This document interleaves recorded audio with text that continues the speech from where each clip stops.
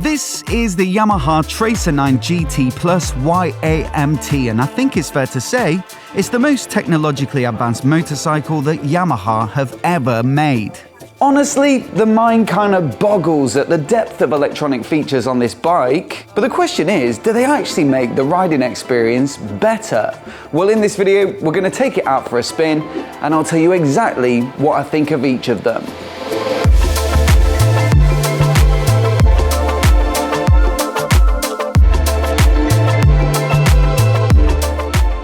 Now, to start, let me give you a quick orientation of the Tracer 9 Sports Touring lineup, which consists of 3 bikes. The regular Tracer 9 sits at the bottom at £11,304, whilst the GT version with the side cases and a few other creature comforts, well, that sits just above it at £14,354. Then, at the top of the lineup, you've got this, the Tracer 9 GT Plus, which gets absolutely every techie feature you can think of, and this one will cost you £17,004. Now, to be fair, all of them get great fundamentals, the brilliant CP3 inline triple engine, a tall, open, comfortable riding position, and a sweet handling chassis that will gladly tackle some tighter turns. But it's the GT Plus that gets a huge amount of gizmos, like the Matrix headlight with a camera built in, front and rear facing radars, keyless with central lock-in luggage, an electronic windscreen, the automatic Y-AMT box, connectivity through the TFT dash, semi-active electronic suspension, and more. Clearly, it's a heck of a lot of stuff, and so which of these are actually any good? Now, I think the first techie feature that we've got to talk about with this bike, because you use it before you've even started, is the keyless ignition, which I know can be a little bit divisive. From the comments on our videos, I know that a lot of you just prefer a regular, simplistic key, no batteries to keep on top of, and you don't have to keep track of the key either, because when you're on the bike, it's in the bike. But I will say, on this particular bike, I think Yamaha might have got this one right. I think the best thing about it when you've got a touring bike is the fact that you can have centrally lock-in luggage, so you're not taking the key out of the bike every time you want to get in and out of the side cases or top box. And also it's tied into the fuel filler cap, the steering lock and everything, so it does make for something quite convenient. You can either stick it in the pocket of your touring suit and not really have to think about it, or on this particular bike there's even a little stash where you can put your phone, but I suppose you could put the key in there as well, as long as you remember to take it out when you park up. My only slight qualm with the implementation is this ignition switch, which can be a little bit fiddly to get on and off the steering lock. It doesn't feel quite as smooth as it perhaps could be, and of course sometimes you have to waggle the bars to get it all the way on the lock. But I do think that's one of those things that is a problem for me having the bike for a couple of weeks usually with press bikes, whereas if you did own it, I'm sure after 2 or 3 weeks it would become second nature.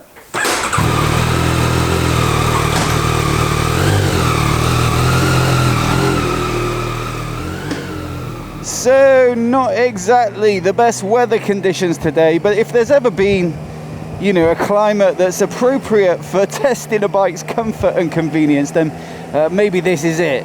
Now, the first thing I'd say you'll find about this bike that feels really quite different to most other motorcycles is the AMT, or automatic box. Y-AMT stands for Yamaha Automated Manual Transmission, and it's basically an adaptation of the existing engine, but just with a couple of electronic actuators. One does the clutch, so there's no clutch lever over here.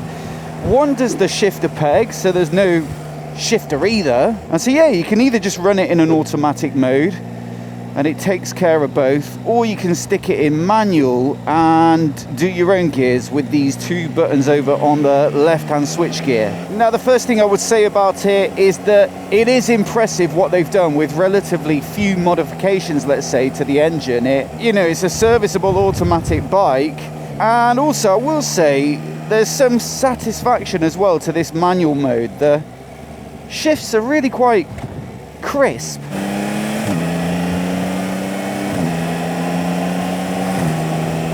So yeah, I can certainly understand why some people might elect to spec this up on their Tracer 9. It's also available on the MT-09 Naked and the MT-07, I believe, as well now. And certainly if you've got any sort of difficulties with your left-hand side, be that your foot or your hand, well, it's going to be very, very appealing. The downside, I suppose, is that it's not as smooth, I'd say, as a well-operated manual box and clutch. There's a little bit of jerkiness as you pull away, certainly with just the throttle, and also there's not as much engagement either. I've just got back from 3 days riding around Cornwall and Devon on the Triumph 660 lineup, and immediately, I rode this bike yesterday as well, you know, I was sort of missing the manual operation. It's part of the fun of biking. Maybe Yamaha could have minimized that gap in terms of how it feels to ride a manual versus this by using a foot shifter, a dummy foot shifter, instead of the buttons on the switchgear, as you'll find with you know, the BMW ASA.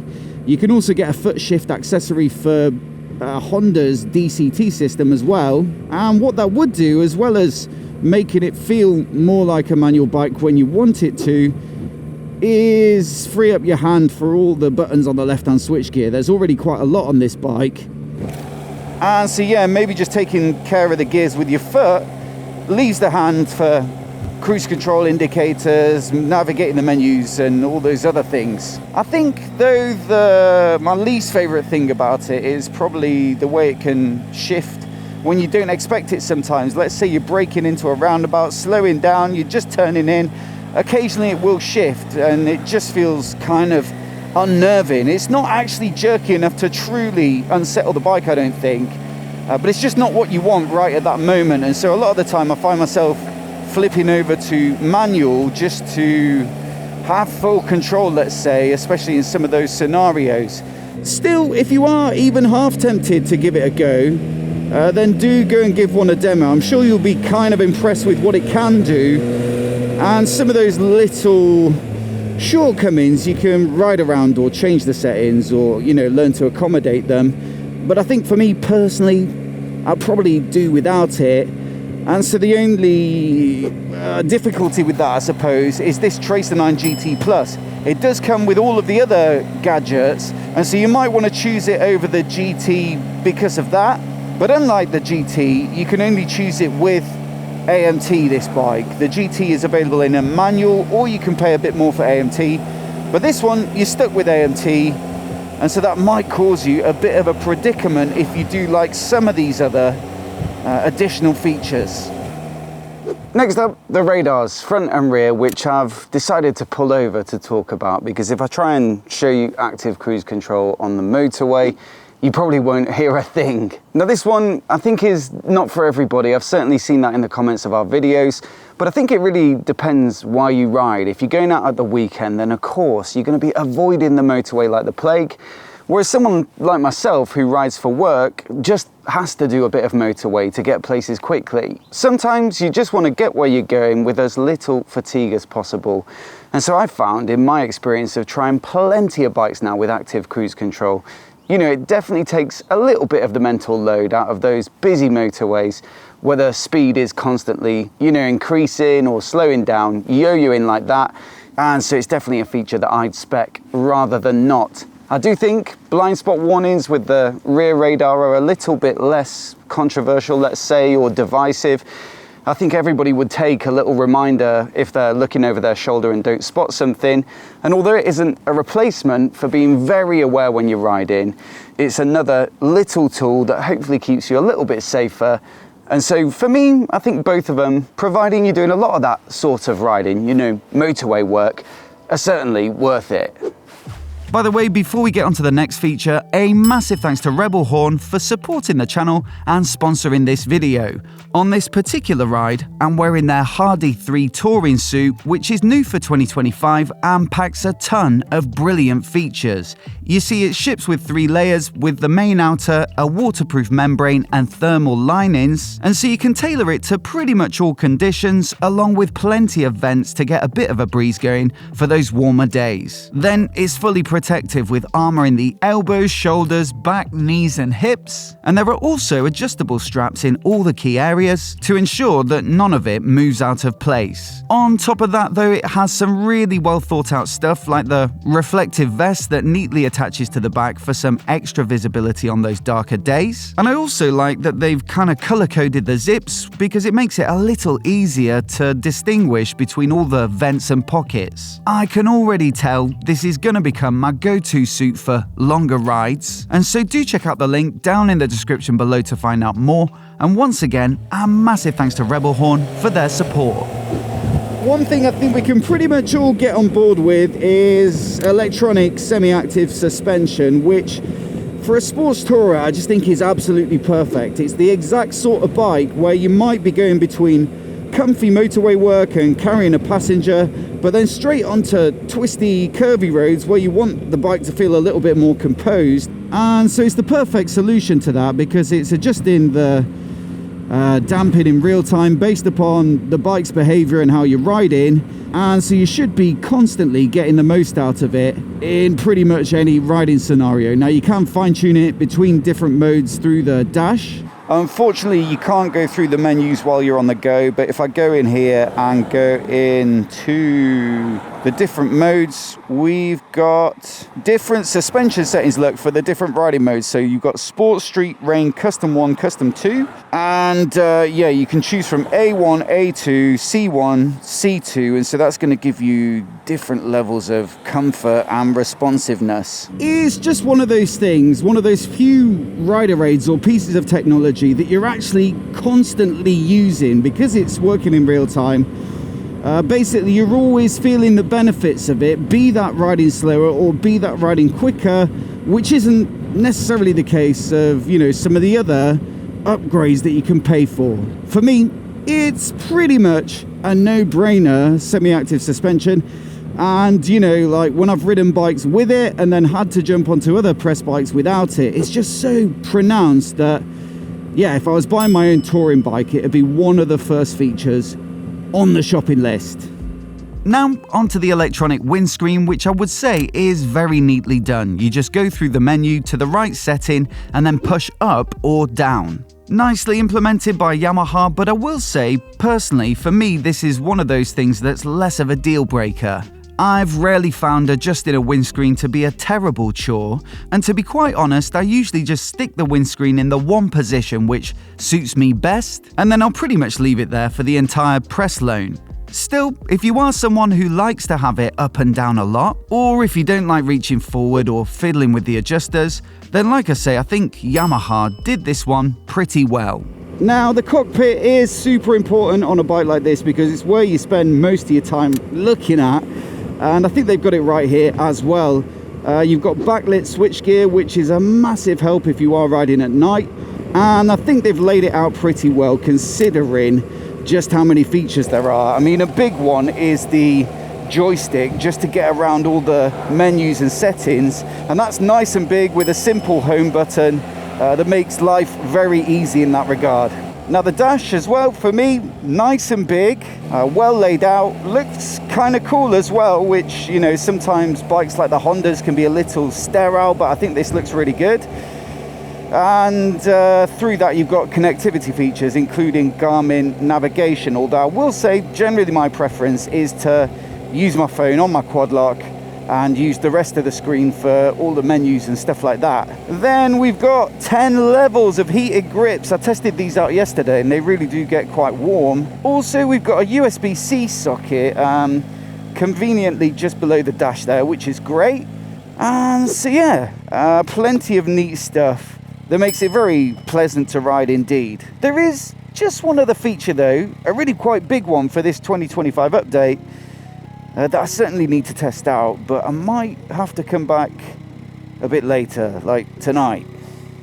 This bike, well, it isn't exactly clean looking from the front end. But there are some practical benefits to the fairly cluttered aesthetics, with both the GT and the GT Plus getting a new matrix headlight system that I think it's fair to say is the most advanced headlight on any motorcycle currently on the market. You see, it links to a camera that's built into the fairing just above the headlights, and it uses this to detect traffic or light or weather conditions, so it can automatically tailor the beam for the best possible visibility as well as auto dipping. Now on top of that, of course, as you lean the bike, the IMU or inertial measurement unit sends that data to the headlight as well, and so it illuminates the inside of a turn for a better view of the road surface ahead. Naturally, I took it out for a spin at night with a bit of a variety of riding, so some with traffic, some back roads, a little bit of motorway.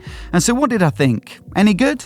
Another good soaking for me, as you'll see. I've had plenty of those in the past couple of weeks, but it was really interesting to try it out in such bad weather. And with it being a camera-based system, I'm sure it would be better, if it was dry, because it wouldn't have as much moisture across the lens there, which probably distorts the picture. You can see that on my footage as well. It's not particularly clear, but all the same, it does do some really good stuff. When you're in town, it goes to dip. When you get on a dark road, obviously it goes to full beam, but also the way it changes the beam is, I think, really impressive. I was following a car on a dark road on the way back in, but it was pulling back the beam from the car in front to make sure it didn't, dazzle them in their mirrors.